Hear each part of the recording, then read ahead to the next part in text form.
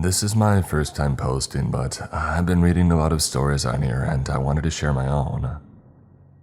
I only have my own memories to draw upon.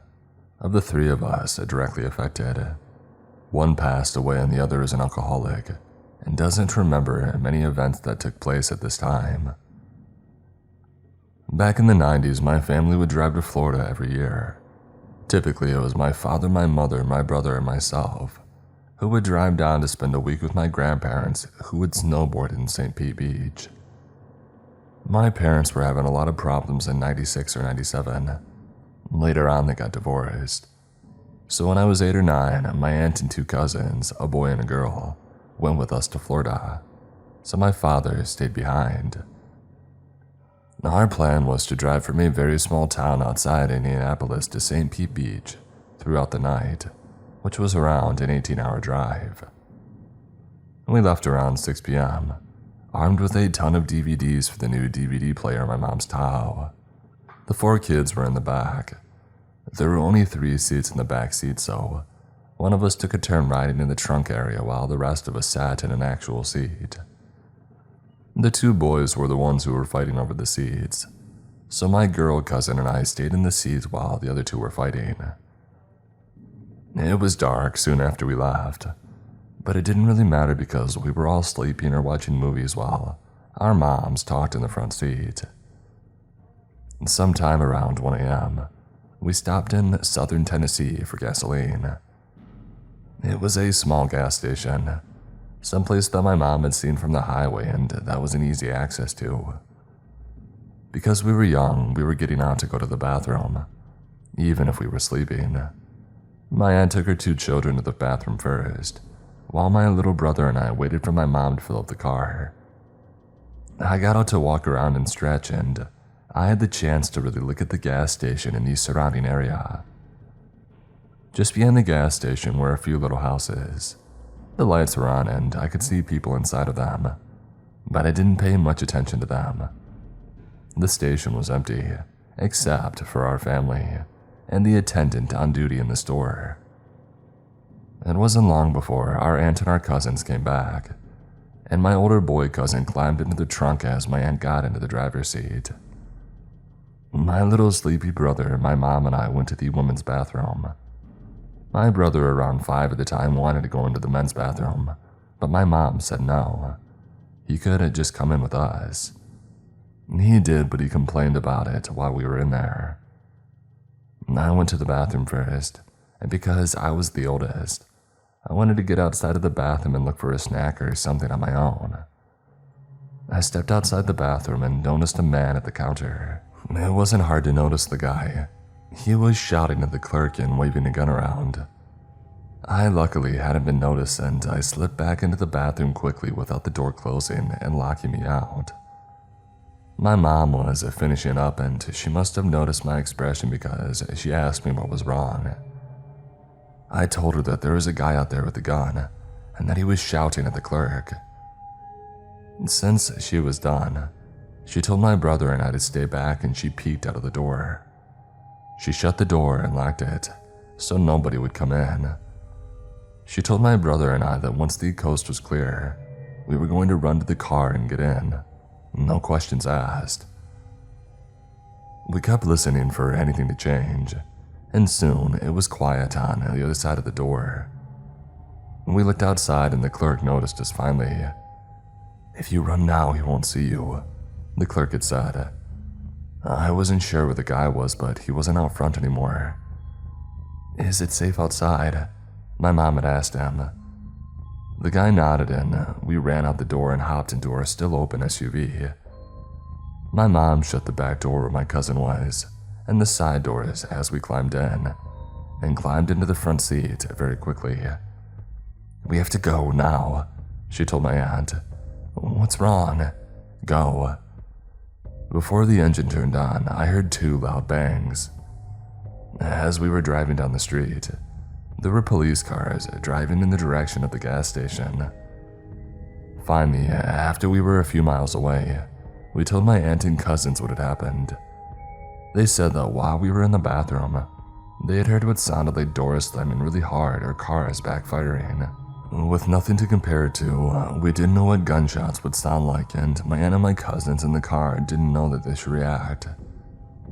Living in a small town with very little of this stuff at the time and didn't prepare us for something like that. We drove through the night on edge and arrived in Florida with a sigh of relief the next day. I tried to check the news for any reports of a gas station robbery in Tennessee, but being 2 states away, I found nothing on the news. I was young and still thought the world knew everything I knew. I finally told one of my friends this story for the first time. I had never told anybody before and hadn't talked with anyone who was there about it in many years. As I said before, my younger brother and my mother are no longer able to talk about the story, and my cousins missed out on most of it. This might be a little long, but it still gives me nightmares. I'm a 21-year-old female and I drive from Miami to Daytona Beach. It's by Orlando almost every other week. I make sure to fuel up before I start off, but this one unfortunate day, I didn't. I left Daytona around 12 a.m. driving back to Miami. I drive a black Mustang 40th anniversary, and I was literally flooring it back home through I-95. The entire route was empty other than a few trucks and small cars here and there. I was jamming to some good music, not paying much attention to what was going on with my fuel tank. Around 2:30 or 2:45 in the morning, the low fuel warning came up. I saw it and I started looking for the nearest exit, which happened to be Boynton Beach. I had never been there and I had no idea, still don't know, about how the area is. I took the exit and saw that there was a Circle K right off of it. I was a little relieved because now, I at least wouldn't run out of fuel in the middle of nowhere. Now, with barely any fuel left in my car, I pulled up to this gas station. It was totally empty and I can't even see a single car inside or even outside of the road. There were no people other than one tall man in a red-colored jacket, walking around near the side of the gas station store, where all the parking lots are, but he was not very close to the pump that I was at. I was a little scared, but I usually try to shake my fear off by telling myself that it's nothing. This man at this point is looking at the ground but kind of walking in the general direction of my car. I'm still inside the car contemplating whether or not I should get in or stay out. Usually I would have just gotten out and fueled up, not being scared at all. But that day, something in my gut told me to lock the door and wait inside until he either goes away or walks past my car. At this point, the guy is only a few feet away from my car, still not looking at me. I'm trying to tell myself, it's okay, he doesn't even care that I'm here, I should get out. But then my worst fear comes to life. This man looks up straight at me and dashes towards the driver's side door and tries to open it. At this point, it's around 3 a.m., with no other people in the general vicinity. I literally froze for a second and thought that I was going to die. He pulled on the door handle several times trying to get it open, but then I somehow got my senses back, turned the car on, and I floored it. He didn't let go of the door handle until I had started the car and hit the gas pedal. I am so thankful that despite the low fuel, my car still started up and drove off. I had nothing on me to defend myself, nothing at all other than a plastic fork that I got from Panda Express earlier that day. I still can't get over the whole experience. It still scares the living crap out of me.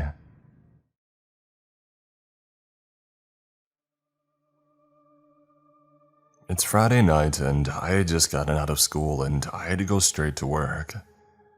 I get to work and work for about 4 hours. It was a half shift tonight.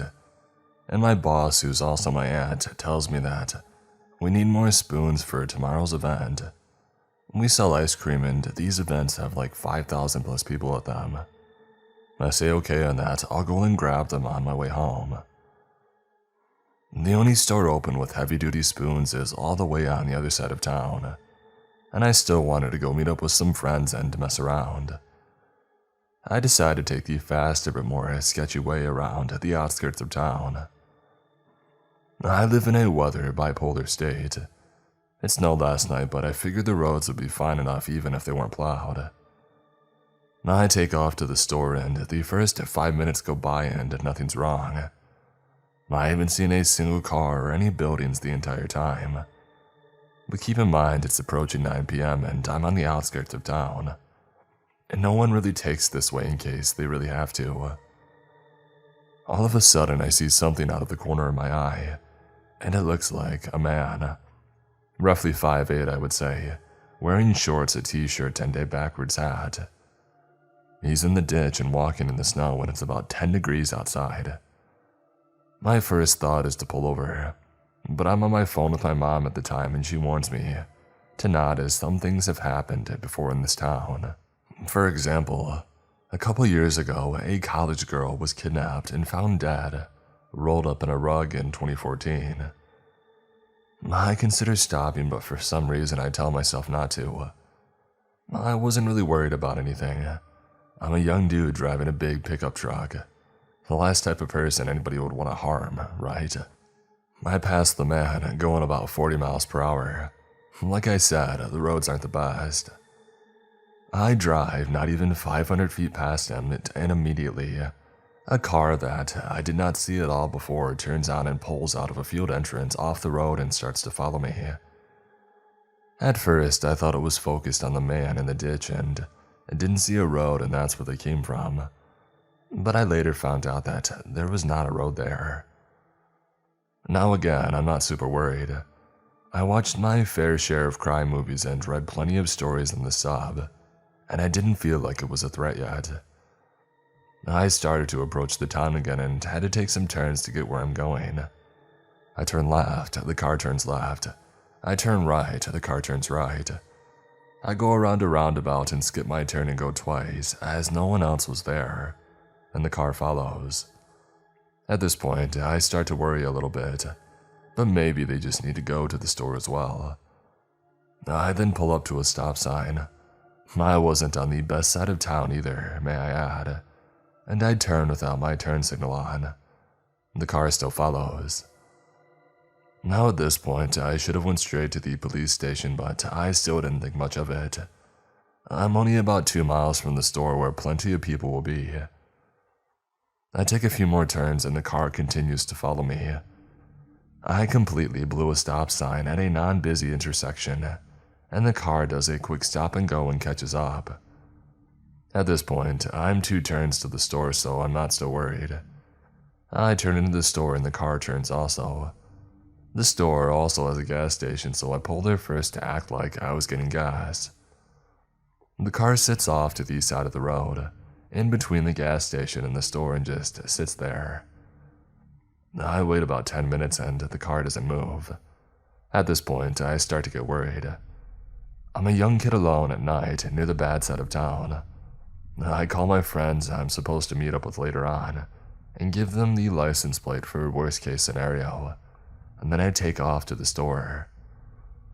I cross the street and the car comes straight behind me. I'm freaking out on the phone, not knowing if I should call the cops or not. I go and park as close as possible to the store, and the car parks 3 rows behind me and a couple down. It's getting late at this point and the store is closing soon. There's only a couple of others in the lot.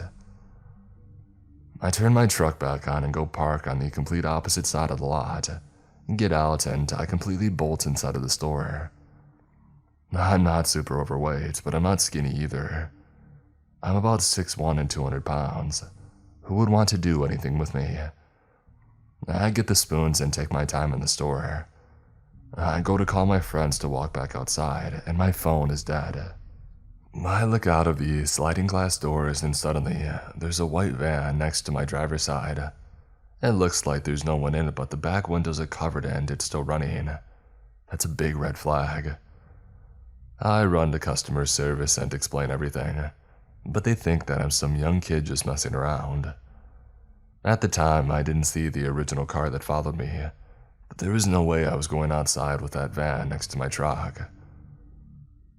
After waiting what seemed like hours, it was probably about 30 minutes, the van pulls forward, and the original car appears from the side of the building. You can see from the in-store Starbucks window they talked, and both drove off. I wait another 10 minutes and dash outside. I speed to my friend's house, and when I get there, I park in his garage. My one buddy asked why there is a big orange mark on my tire, and my heart begins to sink. When I was inside, the follow car must have marked my tire. After inspecting the rest of the truck, we found a small pipe dropped in the bed of my truck surrounded by snow. It was about 2 inches wide and I would say about 18 inches long, wrapped in duct tape, and it was not mine. I was alone with no phone and scared, in a part of town that I'm not familiar with. I try to laugh it off, but now that everyone's asleep, I can't help but think what would have happened if I had walked outside. I've always been sort of ego boosted in the fact that I'm a chubby fat dude that no one would want to mess with. But after tonight, I realized that anyone can be targeted.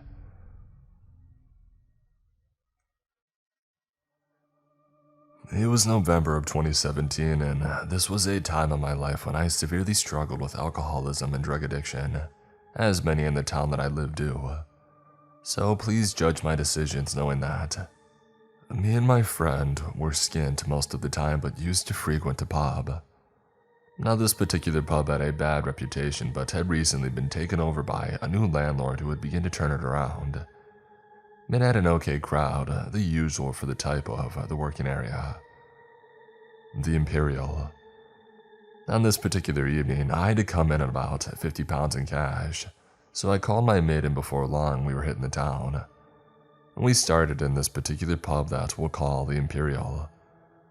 I rocked up to the bar and ordered 2 drinks for me and my friend. As I did, I noticed a very scruffy-looking woman dressed in disheveled clothing. Naturally, I ignored it and sat down.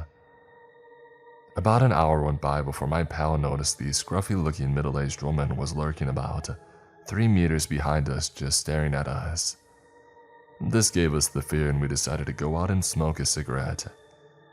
We headed outside, donned our hats and coats and smoked 2 cigarettes each, before returning to see the woman sat at our table. This wasn't a problem for us. We could just get to another table. But as we walked over, she stood up and returned to her original position, so we took our old table back. Upon sitting down, I see the woman begin to approach the table. She stands behind him and starts touching his shoulder. He turns around and asks, "What are you doing?"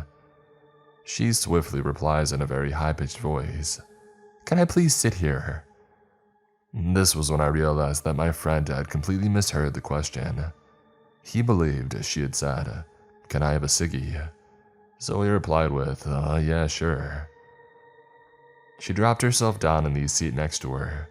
It was really awkward in this new formed threesome. What made it worse is that she just maintained the same overbearing smile, not moving at all. It was with all this that I presumed she may be mentally challenged.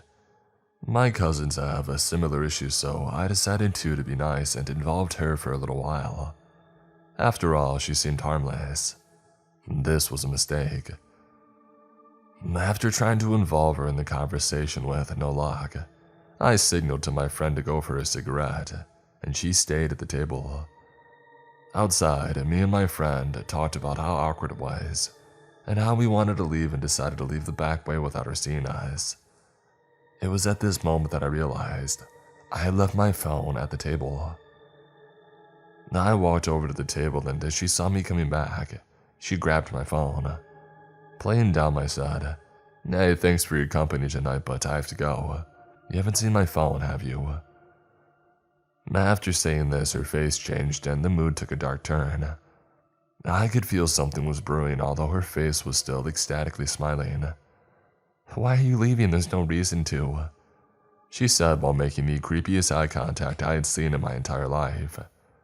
"You can have it for a kiss," she said as she held up my phone. I thought fast and snatched it out of her hand before storming off fast out the door and meeting my friend outside. I was shook and told him to walk fast. Road to the Brunswick. The road outside the Imperial is long and straight, and you can basically see it from one end to the other. While we're walking fast for a while before slowing down and then stopping to light a cigarette, While we're stopped, we notice the silhouette of what appeared to be this woman coming towards us at a quick pace. Frightened, we took a corner and took the back streets and alleys, turning at every opportunity that we could. There was no chance she could have followed us, and we even waited to see if she was still coming. After 10 minutes, we started walking to a smaller pub called the Brunswick. We walked and talked about the strangeness of her, but we really forgot about it pretty fast. Upon arriving there, we scanned the room for her just in case and headed to the bar area. Got more drinks and we stayed at the bar. An hour passed and we were both quite drunk, so we decided to leave. This, and I cannot stress this enough, was a huge mistake. We walked outside and around the corner when, perhaps by coincidence, we bumped into her again. She began screaming things about how I should love her and how she had done so much for me. Completely taken by surprise and shock, I watched her run towards me. My friend ran back and watched in horror as she grabbed me and began licking and spitting on my face while she bear hugged me. I managed to slip out of her grip and sprint off onto the main road. Needless to say, I got very drunk that night.